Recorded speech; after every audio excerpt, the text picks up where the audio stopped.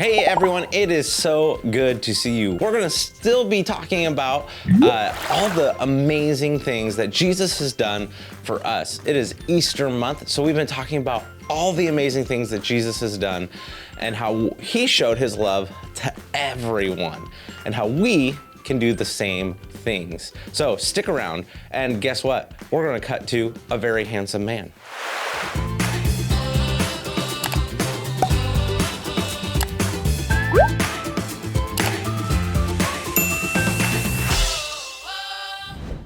Well, hi. Well, thank you so very much. That was an amazing compliment.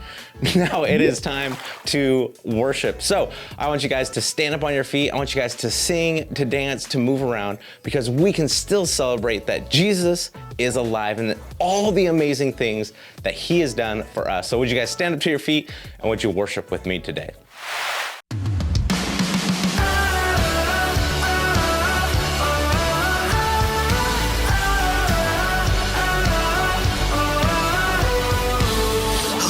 The power of sin and darkness, whose love is mighty and so much stronger. The King of glory, the King above all kings, who shakes the whole earth with holy thunder, who leaves us breathless in awe and wonder. The King of glory, King above all kings. This is amazing grace. This is availing love. That you would take my place. That you would bear my cross. You laid down your life. That I would be set free. Oh, Jesus, I sing for all that you've done for me.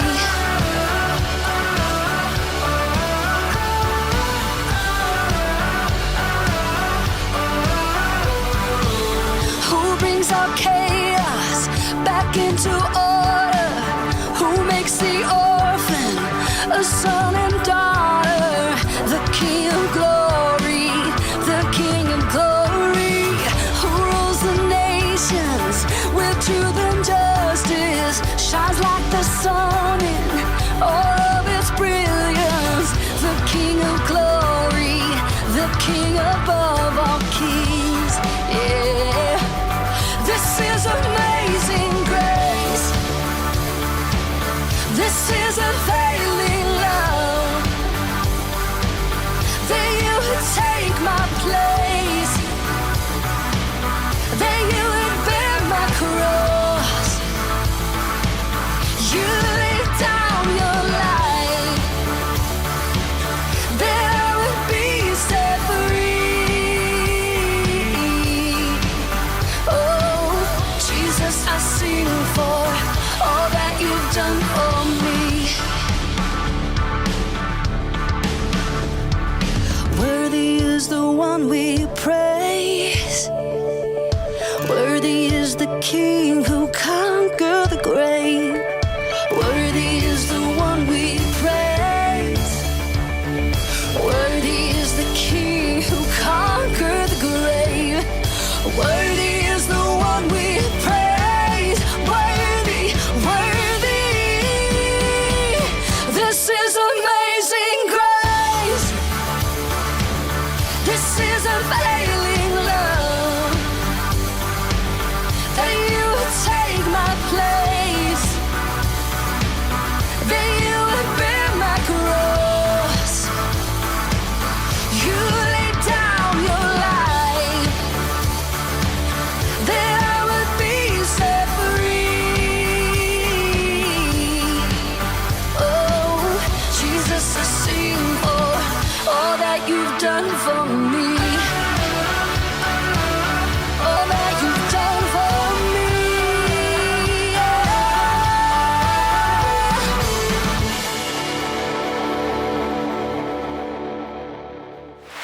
Hey guys, it's Bible story time. I have a few questions for you before we get started. One, who likes seafood? I do, I love seafood. Next question, what is your favorite comfort food? Like the food that makes you happy. Mine is pasta. You know, one day when I was having a bad day, my friend came over and she made my favorite pasta, fettuccine alfredo. And then she talked to me about my day, and it helped me turn my bad day into a good day. This week, we're gonna learn how we can put others first, like Jesus. Welcome to Story Lab. This week, we're talking about humility, while we take a look at the story of a really unusual breakfast.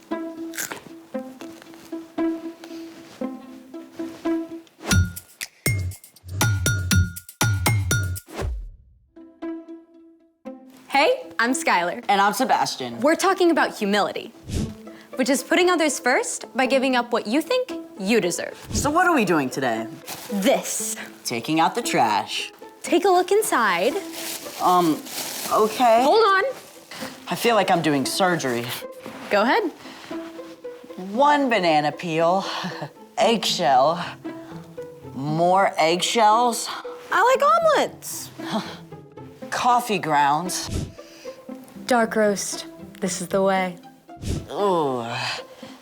Why are we doing an archaeological dig of your breakfast? Not just my breakfast.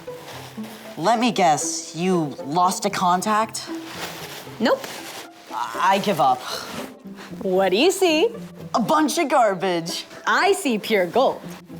I think you need to get your eyes checked. This stuff can turn into something amazing. What? Ta-da! Dirt. Not just any old dirt. Compost. Compost is decayed organic matter used to fertilize and nourish garden soil. This stuff adds all kinds of nutrients. It can make plants grow like crazy. But how does all that turn into this? I'm so glad you asked. Let's make it. There are actually a bunch of ways to make compost. You can go outside and dig a hole about a foot deep, but you can also just compost on your kitchen counter with a bin like this. So you just dump the stuff into the bin and it turns to compost? Not quite.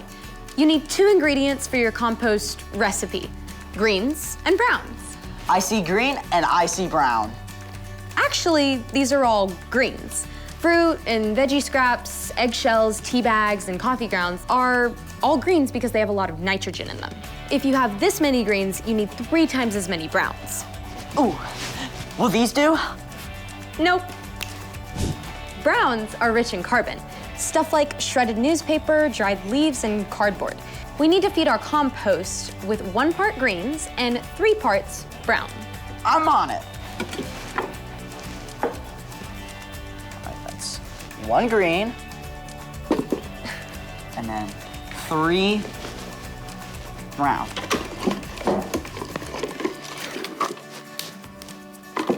There we go. Now we keep doing that, right? Yep. 2 2. and 3. And then we need 1 of this. Yes. Well, it is basically garbage. That's it? Pretty much. You can feed your bin greens and browns, and with the right balance of carbon and nitrogen, it'll help it decompose quickly. And it also helps to turn it over every few days. What a cool way to turn something no one wants into dirt. Really helpful, awesome dirt. There's more than one way to make something good out of something not. It's time for... The story before the story. Today, we're in John, the 4th book in the New Testament. But before John, in the very beginning, out of a deep, deep love, God made an amazing world. But when people turned away from God, the world was broken. God made a plan to draw people back into a relationship. So at the right time, God sent his very own son, Jesus, to come live among us. When Jesus grew up, he traveled from town to town, teaching and healing. But the religious leaders made plans to get rid of him. Jesus was crucified on a cross and died. But early Sunday morning, Jesus returned to life. Lots of his friends saw him. Which is where our story starts. Take it away. Hey everyone, I'm Chloe. Hey, Chloe. After Jesus defeated death, he appeared to Mary Magdalene and then to his closest friends, and lots of other followers too. We can only imagine how amazed and overjoyed they were, and how many questions they had, especially Peter. I said 3 times I didn't know Jesus. Is he angry with me? Does he still want me to be his friend? It was true. The night before Jesus was crucified, Peter had promised he would die before denying Jesus. Where I am going, you can't follow now, but you will follow me later. Lord, why can't I follow you now? I will give my life for you. Will you really give your life for me? Before the rooster crows, you will say 3 times that you don't know me. Within hours, Jesus was arrested. Many of Jesus' friends had fled, but Peter followed behind, trying to remain unnoticed. As Jesus was questioned by the high priest, Peter stayed outside, warming himself by a fire. A servant girl questioned him. You aren't one of Jesus' disciples too, are you? Peter was cold and scared, so he let fear take over. I am not. 2 more times, Peter denied knowing Jesus. Then, a rooster crowed, just as Jesus had said, and Peter realized the terrible thing he had done. That had only been a short time before. Even though Jesus was now alive again, Peter wasn't sure what Jesus thought of him. So, Peter did what he often did when something was bothering him. He gathered a few friends and went fishing. All night long, they threw out their nets, but by early morning, they still hadn't caught a single fish.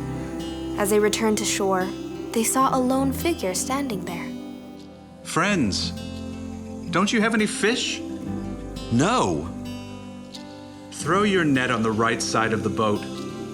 There you will find some fish. That makes 0 sense. Even though it seemed ridiculous, Peter gave it a try.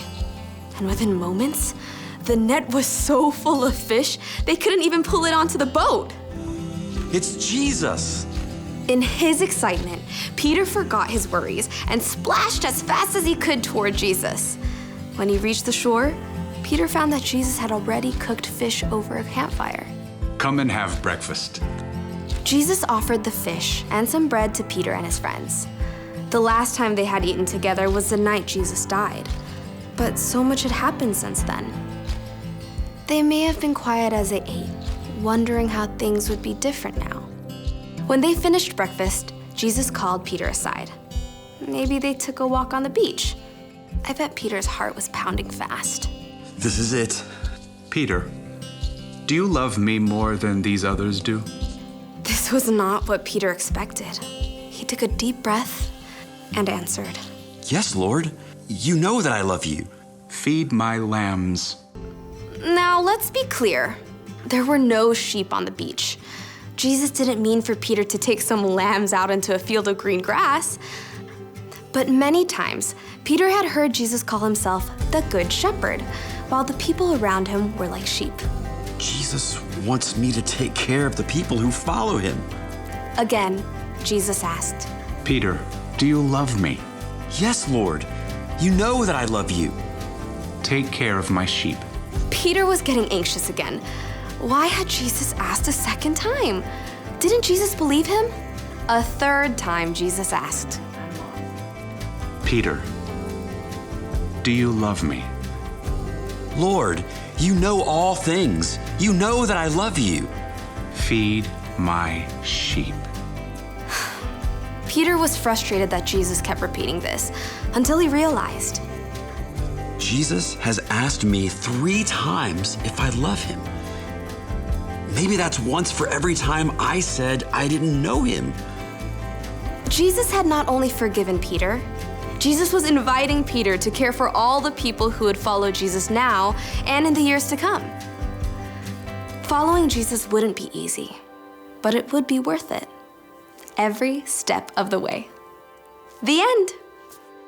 Wow, so Peter really messed up, but Jesus still loved him.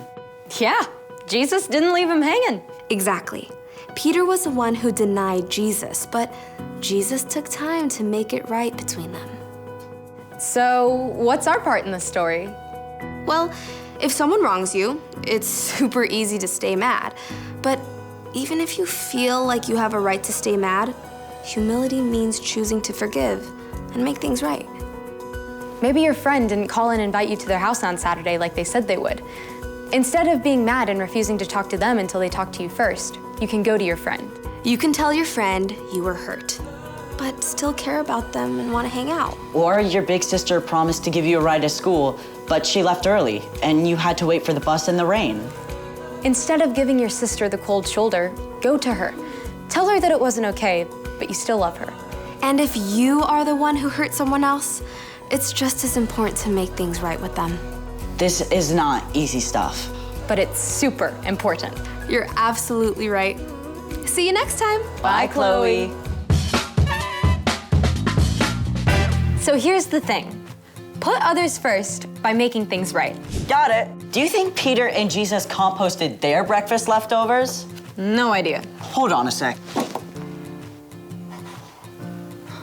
All right. She looks hungry. Apple core? Nom, nom, nom, nom, nom, nom, nom, nom. Thank you. Thanks for joining us in the Story Lab. See you next time. Wow, I bet you guys that breakfast that Jesus made must have been so good. Jesus put his friends first by making breakfast for them and caring for them. We can do the same thing. We can care for our friends. Maybe that's by making a meal for them, or maybe that's helping them with homework or chores, or even encouraging them when they are down, like Jesus encouraged his friends to keep helping people and spreading the good news. The Bible says in Hebrews 10:24 and 25, "And let us consider how we must spur on one another toward love and good deeds, not giving up on meeting together, but encouraging one another." I challenge you guys this week to put your friends first by caring for them or encouraging them if they're having a hard time. Hey kids, it's memory verse time. Get ready with me to do the memory verse motions. We gotta warm up our fingers first, so wiggle, wiggle, wiggle them. All right, you ready? Okay, here we go. Do not do anything only to get ahead. Instead, be humble. Value others more than yourself. Philippians 2:3. All right, do it one more time. Copy after me. Do not do anything only to get ahead. Instead, be humble. Value others more than yourself. Philippians 2:3. Good job, guys. Wow, I had so much fun today. I hope you had fun too. Before you go, we have one question we need for you to ask your grown-up. Are you ready? The one question is, how do we help people? One more time. How do we help people? So go ask your grown-up, and we'll see you next week.